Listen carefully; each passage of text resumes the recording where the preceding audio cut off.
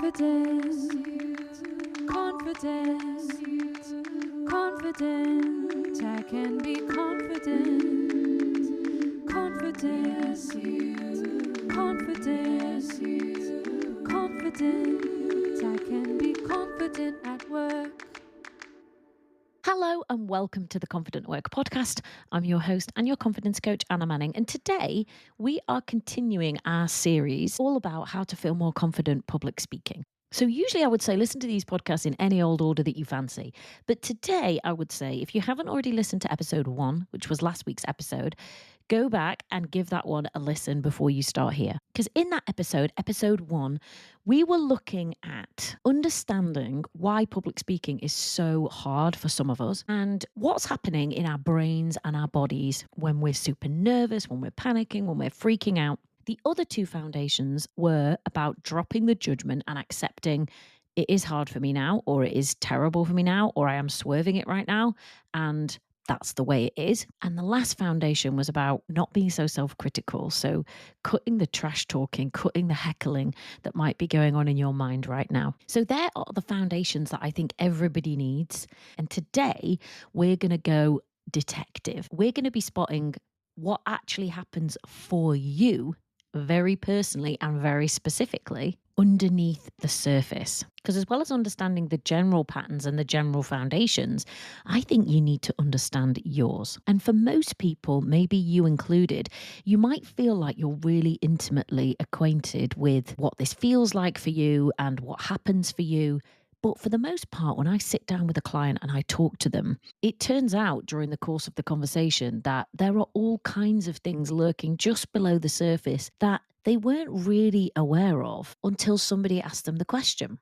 So that's what I'm going to be doing with you today. I'm going to be asking you the questions that help you to turn detective so that you can figure it out. You can spot your own triggers. You can spot your own patterns. Now, as I said, I usually do this with people either in a group setting or one-on-one. So I'm able to listen to their answers, probe a little bit deeper. And I had a bit of trepidation about trying to do this, recreate that process, if you like, on the podcast. But I spent quite a bit of time thinking about it. And I think that I've come to a pretty good approximation. So first, we're going to talk about spotting those surface level patterns. So preparation patterns, those physical patterns that you might be experiencing, thinking patterns, behavior patterns. And then I'm going to take you a little bit deeper and we're going to lift the lid on some of your, what I call unconscious patterns. And I'm going to lead you through a process to figure out for you what some of those are. This is a kind of episode where you are going to get a lot more from it if you actually go along with me and do the work with me. Now, I know some of you are just going to be like, yeah, whatever, I'm in the car, whatever, I'm just listening. Fine, good, you'll also get something out of it. But this is one to really come back to, go through it. I'm going to ask you to have something open on your screen that you can refer to. So if you can take a bit of time with me with this episode, great, you're going to get a lot out of it. So let's start with spotting those surface level patterns. And there's a few different categories, and I'm just going to go through them to help you to recognize in you what you experience. So when it comes to public speaking right now, whether that is presenting at a podium, whether it's standing up and presenting a report, whether it is leading a panel or anything where you are speaking, spotlight on you, we take to be public speaking. So if you're going to go full out on this episode, then I would make a list of those moments where you are public speaking. So what are they and what is happening? What are the circumstances? What are the situations? So the first thing I like to think about with people is preparation patterns. What are your patterns in terms of preparing? Some people will tell me that they over-prepare to death. Memorize everything word for word. They even have to write out, hello, my name is Anna, because otherwise they'll forget their name. Other people will tell me that they actually spend a lot more time thinking about it than actually getting to work on doing it in terms of preparation. So actually it feels so uncomfortable when they think about this thing that they've got coming up that they might push off the preparation and think, oh no, I'll do it another time. And then end up closer to the time than they wanted, still having not done anything, and then making their preparations at the last minute. There are also mental preparations, but we're going to get into that deeper with thought patterns. But first, physical patterns. And think about this through the whole range of the experience. So let's say 3 weeks before, when it just randomly pops into your head, what is the physical trigger or the pattern for you there? Mine is like a kind of weird sort of nerve swelling thing from my stomach, and it goes like slightly up to my chest before it dies down again. What's yours? What do you notice in your physical body? If you tell me, oh, I'm nervous, it's like, okay, well, how do you know you are nervous? What do you experience? Is it a racing mind? Is it a racing heart? Is it cold hands? What do you experience in your body? Maybe the night before, sleep, I would count as a physical pattern or lack of it. The morning of, whether you have to go to the toilet 5 times. Our bodies create all kinds of sensations around public speaking. Some of them are kind of fleeting and faint, and some of them feel quite extreme. What is it for you? What do you notice? And maybe think through this before, during, and if anything, physical sensations afterwards too. So, from physical patterns, I want us to explore your thought patterns. And again, take it all the way to 3 weeks before when it randomly pops into your head. What's the thought, if any? Sometimes there's no thought. People feel very blank. They just might feel a sense of impending doom. Other times there's going to be thoughts that if we could see kind of what was scrolling through your brain, we would see things like, I'm going to mess this up. They all know more than me. They're experts and I'm not. How's this going to sound? How's this going to look? This is going to damage my reputation. I'm no good at this. You might hear your brain saying, oh my God, this is going to be awful, over and over again. It might be things you say about yourself when it comes to public speaking, like, oh, I'm just rubbish at it. I'm just not really one of those people. Is there anything you say about yourself, even out loud to other people, that you just take as fact? That is a thought pattern. Figure out what they are for you, write them down. And then the last one I want to know about is any behavior patterns that you can spot.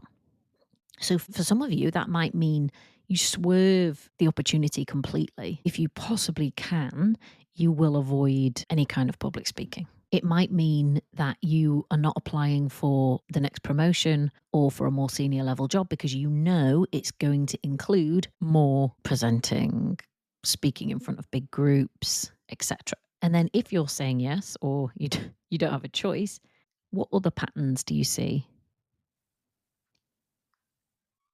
Do you tend to rush through, speak really fast, stick really rigidly to a script? Do you tend to keep your head down and try to avoid eye contact? And then when it comes to after, and this is linked to thought patterns as well, but how are you dealing with yourself after the event? And we covered this in episode 1, but it bears saying again here. Because one of your patterns, potentially, is giving yourself a hard time afterwards. Zeroing in on, the one thing or the couple of things that didn't go so well and kind of ignoring the fact that the rest of it probably went okay. And there may have even been a couple of good bits. Do you beat yourself up or give yourself a really hard time for stumbling over your words or forgetting a particular point? My clients call this different things sometimes. I've had one that called it the autopsy, rumination, obsessing. It's probably unlikely, I think, if you're listening to this podcast about how to become more confident public speaking, that you're like, yeah, I perform an analysis after the event and I look at what went well, what didn't go well, and what I would do differently next time in a really neutral, supportive kind of a way. For most of you, it's a bit more scattergun than that, a bit more accusatory. You might be a very hard taskmaster when it comes to your kind of after action review of how things went. So just notice, are you able to take a step back, do some learning, actually put into practice some ideas for next time and then carry that forward? Or are you kind of stuck in this accusatory, harsh, critical, difficult environment? So they are the surface level patterns, and those things give us clues as to what's going on for you around public speaking, how it feels, what you're thinking, what you're doing. And this stuff can change. So I would say right now, and resist the urge to be too heavy about this. It can feel tricky and it can feel difficult. We don't need to add insult to injury. Resist the urge, because I know this will be happening for some of you because I sit with clients who do it all the time, to then call yourself ridiculous and dramatic and say, oh, it's pathetic, whatever, because that's just more of the criticism. And we don't need it, because We can't have that kind of environment while we're trying to get better at something. It makes it kind of impossible. So as you're noticing those patterns, it is what it is right now, right? Millions of people feel like that as well. Apparently more people fear public speaking than death. So you know what? You're in good company. So now we're going to move on, and you're going to think about those slightly deeper, more unconscious patterns. And I should explain, to jog your memory from episode 1, that these patterns don't just come from nowhere. They are built on old experiences that your brain has stored. For example, maybe you had a school teacher who embarrassed you for getting an answer wrong and everybody laughed at you, and it felt really mortifying to you as a 7-year-old. Your brain has not only stored that memory, but it's also stored some meaning around it, which could sound something like speaking up equals risk of humiliation, or getting something wrong equals terrible consequence. Here's another example. Maybe you froze once in a presentation at work. You couldn't get your words out, you had a mind blank. Afterwards, you beat yourself up for 3 months and told yourself you're a total idiot. And your body, your brain has remembered that moment and will remember that moment when you stand up to speak. You may see a flash of it in your mind, or you may not. These are unconscious links. So for the most part, you don't choose them. You don't come out of that presentation, for example, when you froze and decide what meaning you're going to make out of that, decide what you're taking away. Usually, it just happens. Your brain's trying to keep you safe, prevent you from having a problem a second time. And unfortunately for us, this is how it does it in this instance. So by spotting these patterns in today, you are actually tracing a line back to those moments. Their associated learnings, the meanings that you made out of them, the little nuggets that you've stored, probably unconsciously, which are now directing and dictating some of your behavior and your feeling and your thinking and your patterns today. So to do this pattern spotting, I think it would help if you've got the low confidence cycle open and on your screen. And I'm going to take you through this, but it would really help. There is a link to it in the show notes. So click on low confidence cycle and it will pop up. For those of you who don't know, the low confidence cycle is basically just a set of habits and patterns which I find my clients tend to fall into when their confidence is lower than they would like. I arrived at it after combing through hundreds of hours of client calls of data. And I have to say that 3 years on, maybe, it's still holding strong. So if you're doing the work properly, then get that low confidence cycle open. And for each stage, so before the public speaking, during it, and after it, because all of the stages are important, we're going to dig into those unconscious patterns. You're going to create some really important insights here, and then I'm going to get you to look at whether there are any themes, whether there is anything you notice. So let's start with thinking about before. So before the public speaking, and whether that is 3 months before, 3 weeks before, the night before, or the hour before. So the first part of our low confidence cycle is around poor self-management. And our first pattern, our first habit is around being self-critical. So I want you to ask and I want you to interrogate, when I am doing my preparation or before I do my public speaking, am I being self-critical? Am I hearing that voice in my head that's criticizing me, being harsh, being rude, being unfair, being judgmental? And if I am, what am I actually hearing? What am I actually saying? And this might be out loud to other people, but it's more likely to be inside your head. And I want you to identify and actually write down, what are you saying to yourself? Or what does that critical voice feel like it's saying to you? Is you've got no idea what you're doing, everyone's better than you, they're all expert and you're not. Think, when you're doing that prep, what is it, if anything, that internal critic is saying to you? And I want you to write it all down. Our next habit is self-doubt.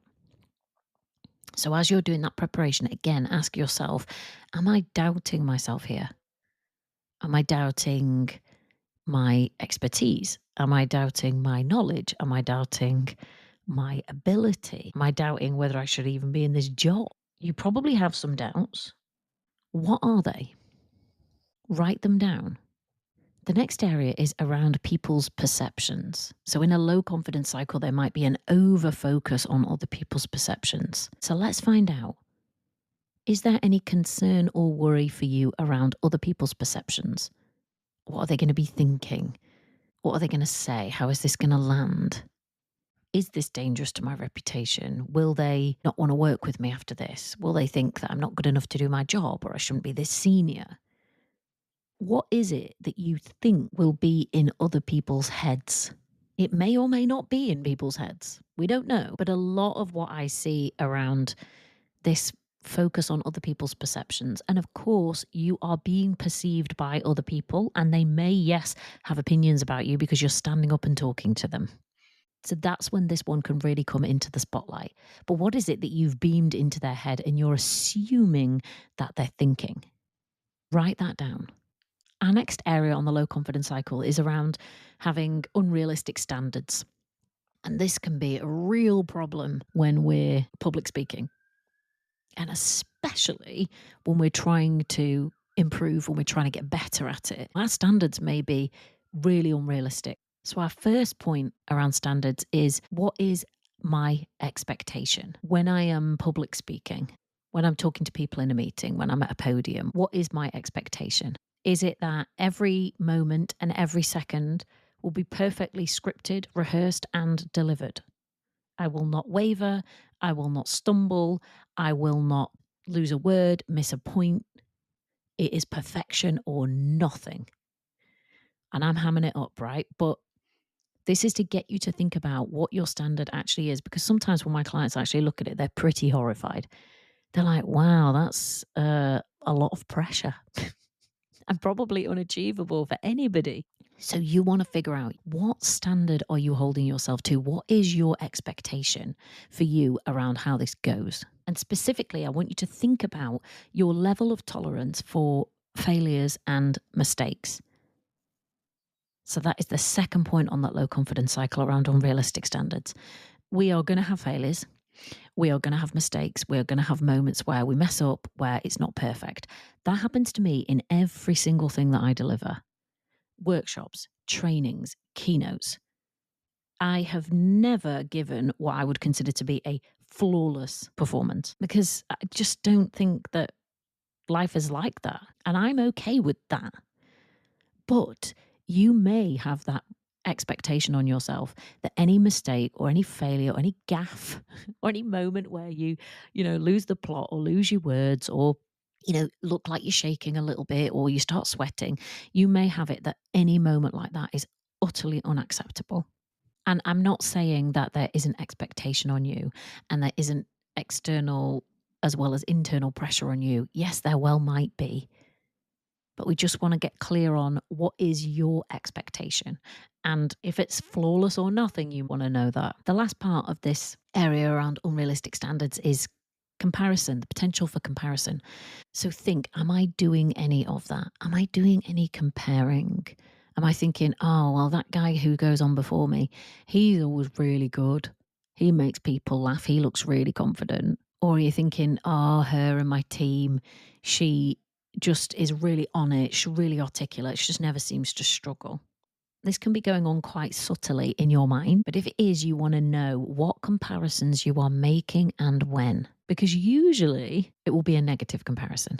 Then we're coming to the last part of our low confidence cycle. So this is around unfair feedback and getting no credit or acknowledgement for the stuff that you do. And the first area is probably more concerned with the after action review, as I call it. So what happens afterwards, after your public speaking. I have noticed a tendency for people to really focus on the negatives and forget the positives, or even the stuff that was quite neutral and was just fine. So is that something you're doing around public speaking? Are you honing in afterwards on those negatives and ignoring the positives? Or even if you're doing your preparation and you're thinking about past experiences, are you reminding yourself of everything that went wrong or the moment that you had a gaffe? Is that the majority focus? Is that the point where your brain gets stuck? And actually, if we were able to widen the lens and step back a little bit, you might see that actually, well, that bit was okay. And that time when I spoke, that that was actually fine. And, maybe that day was pretty good. Or are you really honed in and focused in on those negatives? And the very last part of our low confidence cycle, are you getting any credit, any praise, any acknowledgement for the attempts that you've made in the past, for the attempts that you're making now, for the fact that you're trying? For a lot of my clients, they'll say, not really. I do get a lot of criticism from inside my own mind, and I have really, really high expectations, but I don't really ever get any praise or any pats on the back. And often, if they get praise or pats on the back from other people, they keep them at arm's length too. So they don't really receive those as a compliment. Here's a for instance. Let's say somebody comes up to you and says, "Oh, it was really good to hear from you, actually. I thought that information was really interesting, etc., etc." You might think, "Oh, they're just being nice.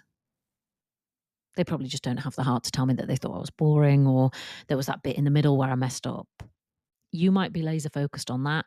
They probably can see the totality of it and the sum of it, and they probably are being honest, but you don't think they are. Or at least you're keeping that compliment at arm's length. So I said I was just going to talk about preparation there, but actually we bled into preparation, during, and after. If you're going to go through this in a very meticulous way and really get some juicy insights, I would recommend that you do preparation. So before and during your presentation, your public speaking, and afterwards, you're going to see different insights for all of them. And the reason that I think it is amazing for you to write these down, and I write them down when clients say them to me, is because even when they're coming out of your mouth, out of your unconscious and out of your mouth, they can be really fleeting, and you can not notice them, and they just lay back down in your unconscious again, ready to trip you up and trigger you next time.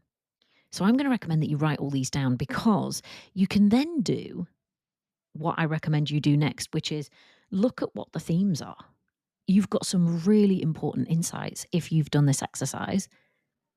And it's good to just take a look at what you've written and ask the question, what do I notice here? What do you notice? Is there some kind of spiral that you get into? Can you see any pattern that you get into? Like you really criticize yourself afterwards, then you freak out before, and then you expect yourself to get it perfect, and then the pressure's so high that you lose your words, and then you tear yourself apart again afterwards. And then is there a pattern like that that you can see that comes out to you? Great to notice that if you can. Do you notice that actually it looks really extreme? Sometimes people notice, wow, this is quite extreme, the things I'm thinking and the things that I'm believing. I'm thinking that if I make one little mess up, one little slip up, everyone's going to lose faith in me and lose respect for me, and maybe I'll end up losing my job. You might notice that it's super harsh. It might feel really sad to look at this, or really difficult, because this stuff is difficult. And I'm asking you to stare it in the face. You're usually just at the effect of this stuff. But when I ask you to actually put it down on a piece of paper and look at it, you're no longer just at the effect of it. You're actually coming face to face with what's actually in there. And sometimes that's really uncomfortable, and it can be really difficult. And if it feels like too much, too difficult, then do not take the next step or go any further. Go and do something else. Make yourself a cup of tea. Because the next step is optional. And I encourage you only to do it if this step feels okay, and if you feel okay doing it, because the next step is spotting more of those unconscious patterns, those unconscious learnings, knowings that might have been stored. And that is to ask, okay, well, all of this stuff is happening now. I can see all these patterns, these thought patterns, these behavior patterns, these ways of thinking, these, standards that I've set for myself, etc. I can see all of that. And what, if anything, in my life makes sense of how I'm thinking and feeling now? Because believe me, there is good reason. I've never worked with a client where there wasn't good reason for what was going on. So if this feels okay, look at all those patterns and standards and criticisms and doubts that you've identified and how you feel around public speaking, and ask yourself, what in my life, what moments in my life make sense of this that I'm feeling and thinking now? And maybe that you don't come up with anything, fine. Or it may be that if you take a moment with that, something pops up. Oh, yeah, I know. I had this presentation. This is a for instance, when I was early on in my career and it was awful and I didn't really know what I was doing and I shouldn't have really been put in that situation and it was a disaster, etc. Or maybe, oh God, I had this interview back when I was a trainee and it was terrible. I couldn't answer any of the questions and they asked me to do a presentation and blah, blah, blah, blah, blah.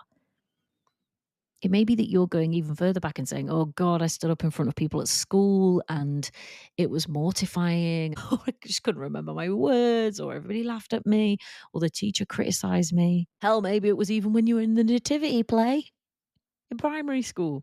I don't know. But I want you to see if there's anything in there that feels like it makes sense of some of this, because the potential is that your brain is recalling those moments, or at least the emotion, the associated learning from those moments now when you're presenting on a Tuesday afternoon. And to kind of interrogate these moments a little bit, if it feels okay for you to do it. And let's use an example. Let me say it was really early on in my career and I was asked to do this presentation and they put me up in front of people and didn't really know the material, didn't really know what I was doing. And I got asked a load of questions and I could not answer them. And it was mortifying, let's say. Well, in that moment, we know because we already learned that we don't just remember that autobiographically. So we don't just remember what happened. We don't just remember that we stood up there, we didn't really know the material, we gave it our best shot, but it was pretty embarrassing and we found it humiliating, we found it mortifying, it was awful. We do not just store the fact that that happened on a Wednesday afternoon in February. We also store the way we felt, whether that was humiliated or embarrassed, angry, pissed off, whatever. And we also store meaning that we made of it, learning about ourselves, about other people, and about the world. Maybe one, maybe all three, who knows? So we want to know, what were the feelings that we felt in that moment? And what might we have laid down like little nuggets and squirreled away in our unconscious from that day? What did we learn? That our bosses are going to put us up and ask us to do stuff we can't do because they don't want to do it? Did we learn that it's best to keep quiet and avoid the potential for failure? Did we learn that we were just rubbish at public speaking? And when I say learn, I am not saying that you learned a fact. Let me be very clear about this. It is meaning that we've made of the situation. So maybe I made this situation mean that I'm just not cut out for this job, or that I'm not cut out to do presentations. Maybe that was the meaning I made in terms of me. Maybe the meaning I made in terms of other people is that they are unreasonable. And if I get stuff wrong, they're going to judge me and it's going to ruin my reputation. What did I learn about the world? Maybe I think I learned that some people are just good at this stuff and some people aren't. Maybe I learned that people listen to men in my industry and they don't tend to listen to women. So remember, you don't just remember the incident. Your body and your brain remembers the feelings and any meaning you made of it. And you will not have made that meaning likely on purpose. So identify those feelings and then identify, if you can, the meaning you made of it, those learnings that you laid down on those days about you, about other people, about the rest of the world. And if any of them don't feel like they bear any fruit, don't worry, just move on. And again, then notice, what are the themes here? What do I notice after you've thought that about those incidents or those moments and you've written those things down? What do you notice? Most of the time when I go through this process live with a client, they have no idea that they have taken away that meaning from that incident. Sometimes it's really obvious, but most of the time it's not. And can you put it all together? When you look at these patterns, these behaviors, these thoughts, these feelings, the moments that you've had, the stuff that you've learned, the standards that you set for yourself, how you're criticizing yourself, how you're doubting yourself, when you look at the totality of this, can you see why it might be really difficult for you to do public speaking? Can you see why you might feel that dread or overwhelming anxiety? Does it make sense? Usually, if you've done this exercise, you're like, well, yeah, I can see that it makes sense. And that is really all we need to do for today. Figuring it out in terms of the habits and patterns that we can see easily and the more unconscious habits and patterns that we might have to spend a bit more time with and tease out. But it helps you become more powerful in terms of what happens next. Because you can move from this is just happening to me to I can see what my brain is doing and why. And once you've got that awareness, you're ready for our next step, which we're going to look at in episode 3, which is actually starting to change it so that you can feel more confident public speaking. If you want to come and do this work with me, you are very welcome. You can either come and work with me one-on-one, where we sit down privately and we figure out all of these things together and then do the change work that we need to help you feel more confident. Or you can come and join the Confident at Work membership. This is where professional women come together. We do this work, we figure things out, we help you to feel more confident at work. There are links in the show notes. Book a call and come and talk to me about how I might be able to help. So I will see you in next week's episode. Bye. Confident, confident, confident. I can be confident, confident, confident, confident. I can be confident at work.